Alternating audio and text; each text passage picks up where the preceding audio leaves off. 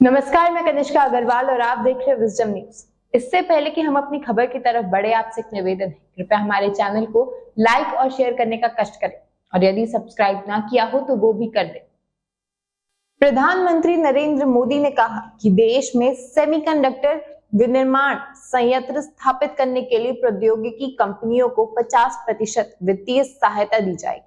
उन्होंने शुक्रवार को ये घोषणा करते हुए कहा कि उनकी सरकार ने सेमीकंडक्टर उद्योगों को हर तरह की सुविधाएं दी हैं। अगर बात हम पॉलिटिक्स से हटके केवल पीएम मोदी के अब तक के काम पे करें तो उसमें हमें ये जानने को मिलता है कि किस प्रकार से मोदी जी ने चीजों को लिबरलाइज करने से ज्यादा प्राइवेटाइज करने पे फोकस किया, यानी कि जो चीजें सरकार के अंदर आती थी वो अब ज्यादातर प्राइवेट सेक्टर में जा रही हैं। ऐसे में जरूरी था पीएम मोदी के लिए नए सेमीकंडक्टर डिजाइन को मार्केट में उतारना। अब बताते हैं कि आखिर पीएम मोदी ने इसके बारे में कहा क्या है।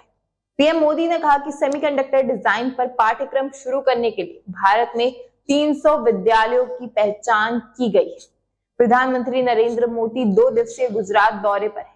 अपने दौरे के दूसरे दिन यानी शुक्रवार को पीएम मोदी ने गांधीनगर में महात्मा मंदिर सम्मेलन केंद्र में सेमीकंडक्टर उद्योग पर आधारित एक प्रदर्शनी का उद्घाटन किया।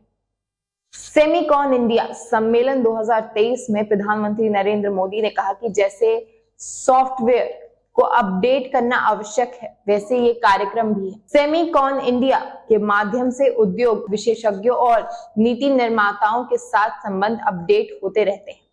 मेरा यह भी मानना है कि संबंधों में तालमेल के लिए ये आवश्यक है। प्रधानमंत्री मोदी ने कहा कि देश में सेमीकंडक्टर विनिर्माण संयंत्र स्थापित करने के लिए प्रौद्योगिकी कंपनियों को 50% वित्तीय सहायता दी जाएगी। उन्होंने शुक्रवार को यह घोषणा करते हुए कहा कि उनकी सरकार ने सेमीकंडक्टर उद्योगों को हर तरह की सुविधाएं दी हैं। पीएम मोदी ने कहा कि सेमीकंडक्टर डिजाइन पर पाठ्यक्रम शुरू करने के लिए भारत में 300 विद्यालयों की पहचान की गई है। पीएम मोदी ने यह कहा कि पिछले साल हम सभी ने सेमीकॉन इंडिया के पहले संस्करण में भाग लिया था। उस समय इस पर चर्चा हो रही थी कि भारत में सेमीकंडक्टर क्षेत्र में निवेश क्यों करें। जब हम 1 साल बाद अब मिल रहे हैं, सवाल बदल गया है। अब कहा जा रहा है कि निवेश क्यों ना करें। सवाल ही नहीं, हवा का रुख भी बदल गया है। ये बदलाव आप और आपके प्रयासों से आया है। आप जुड़े हैं, आपका भविष्य भारत की आकांक्षाओं से जुड़ा है। आपने अपने सपनों को भारत की क्षमता से जोड़ा है और भारत कभी किसी को निराश नहीं करता है। पीएम मोदी ने कहा कि भारत से इलेक्ट्रॉनिक्स निर्यात 2 वर्षों में बढ़कर 2 गुना से अधिक हो गया है। 21वीं सदी में भारत में आपके लिए अपार अवसर है। भारत का लोकतंत्र भारत की जनसांख्यिकी और भारत से मिलने वाला लाभांश आपके व्यवसाय को दुगना तिगुना कर सकता है।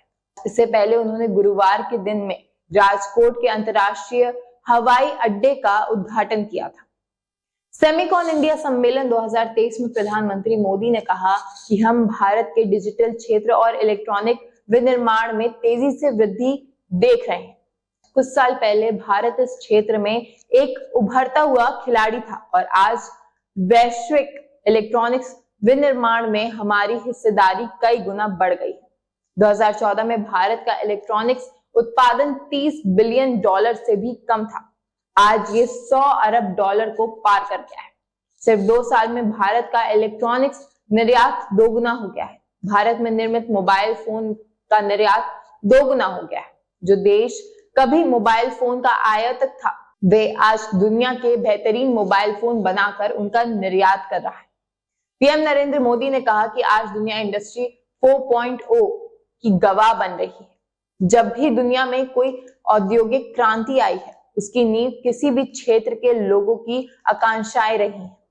पहले की औद्योगिक क्रांतियां और अमेरिकी सपनों के बीच जो रिश्ता था, आज मैं चौथी औद्योगिक क्रांति और भारतीय आकांक्षाओं के बीच वही संबंध देख सकता हूं।